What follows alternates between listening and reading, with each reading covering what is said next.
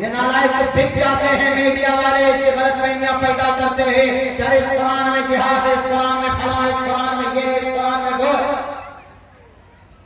कुरान में वो चीज है, ढूंढोगे तो तुम्हारी किताब में मिलेगी।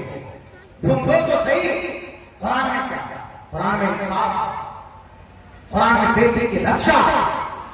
अभी पटना के अंदर एक बेटे की इज्जत लूटी गई, मार दिया गया उसको, रेपिस्ट घूम गए पीछे। कुरान का हुक्म नाफिज करो तो आज की तारीख में जो हर एक मिनट में 45 बच्चे का रेप होता है, खुदा की कसम कुरान का फरमान अगर लागू कर दिया जाए तो एक मिनट में 45 नहीं बल्कि 45 मिनट में एक भी रेप नहीं होगा।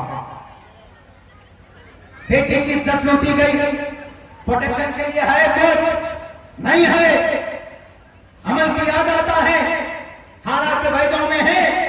खुदा के कुरान में क्या कहा बेटी की इज्जत की हिफाजत के लिए? कुल्लिल मुमिनाति यग़ज़ुज़्न मिन अब्सारिहिन्ना व यहफ़ज़्न फुरूजहन्ना वला युबदीन ज़ीनतहुन्ना वला तबर्रजन तबर्रुजल जाहिलिय्यतिल ऊला। कई जगह पर कि अपनी खूबसूरती को जाहिर मत कीजिए, अपने चेहरे को ढककर रखिए, अपनी निगाहें नीची रखिए।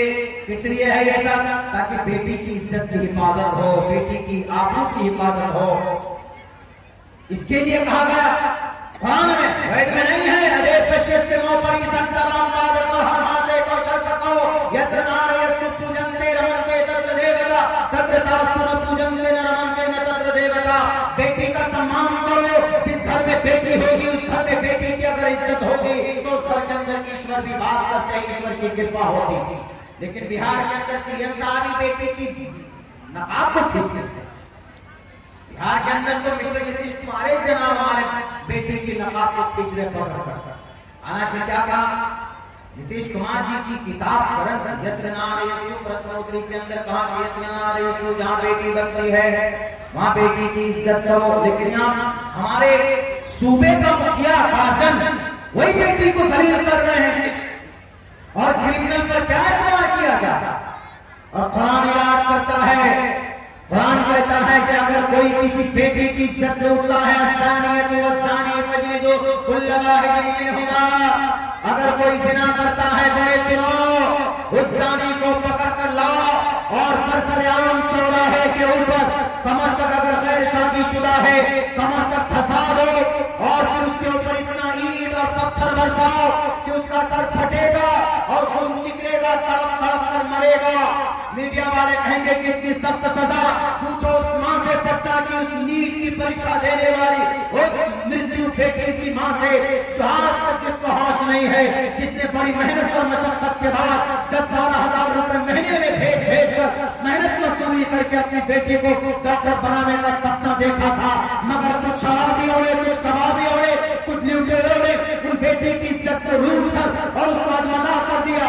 और फिर उसके बाद तो जालिम तो वो लोग बन गए जो प्रोटेक्टर थे, जो हिफाजत कर सकते थे, और जो डॉक्टर थे जो अपनी इलाज के जरिए से बेटी की जान बचा सकते थे, वो भी नाला हंजार जाति बिरादरी में पढ़कर उस बेटी को मौत के मुंह में जाने दिया। ऐसे लोगों के लिए कुरान कहता वही शजादा वहमा ताइफतुम मिनल मोमिनीन अस्सानियतु वस्सानी, पकड़ कर लाओ नालायक को और उसको काट दो कमर तक और इतना मारो, इतना मारो। अगर वो शादीशुदा है तो उस पर इतने कोड़े बरसाओ, लेदर और चमड़े के कोड़े बरसाओ, इतना कोड़े बरसाओ कि उसका खाल खिंच जाए, खून का फव्वारा निकले और पूरी दुनिया को दिखाकर ये सजा दो ताकि कोई और रेपिस्ट, कोई और शराबी, कोई और मनचला समाज की किसी बेटे की इज्जत पर हाथ न उठाए। यह कुरान का फैसला, यही तो है कुरान। और कुरान में क्या है? तो इस कुरान को समझने के लिए इस पर रिसर्च जरूरी है।